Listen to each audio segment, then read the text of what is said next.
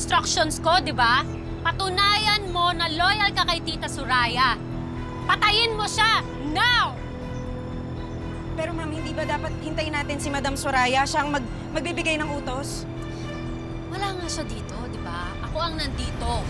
Ako ang in charge. Ako ang masusunod. Angela, please. Please, nakikiusap ako. Gusto ko pa makasama ang pamilya ko, Angela. Kahit lahat gagawin ko. Kung wala ko patayin, ano ba kailangan mo sa akin? Pera, magkano, Angela? Shut up! Hindi mo ako mauuto!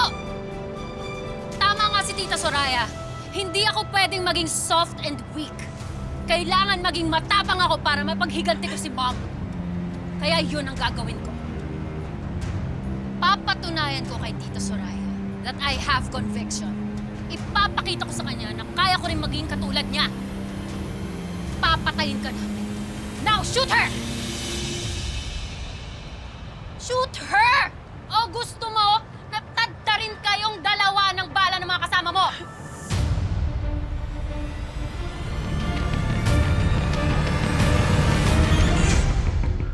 Nasaan kaya yung room ni Sir William, no?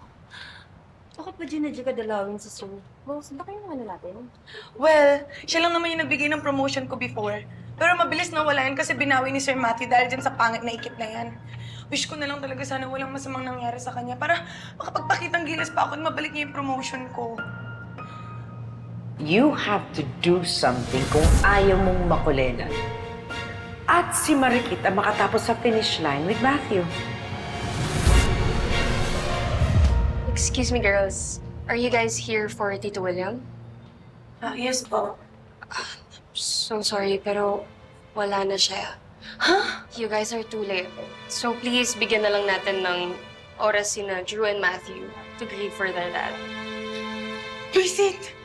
Paano na ako? Sino nang kakampi ko sa resort? Paano promotion ko? Actually, masakit din para sa akin na wala na si Tito William. Kaya gusto kong malaman kung sino yung gumawa nito sa kanya. May idea ba kayo kung may nakaaway ba siya or may taong galit ba sa kanya? Si Ikit! Siya lang naman yung nag-aaway ni Sir William eh.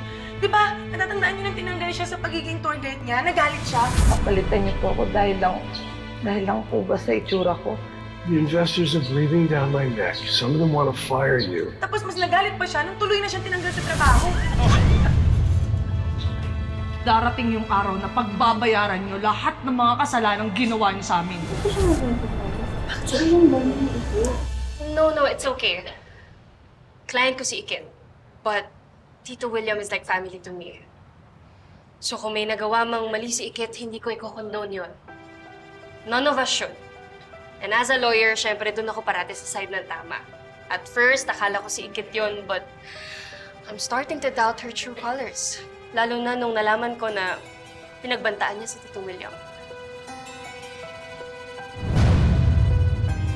I understand kung galit kayo kay Ikit.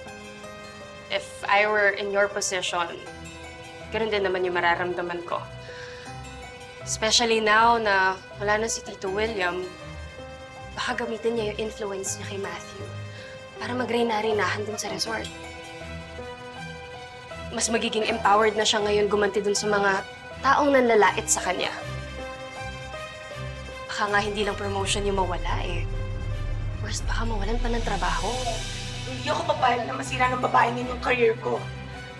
Kung inaakala ni Ikit, nahahayaan lang natin siya sa mga pinaggagawa niya kay Sir William, pues, nagkakamali siya. Girls, future natin yung nakataya dito. Kaya kailangan pagbayarin natin si Ikit sa lahat ng kasamang ginawa niya.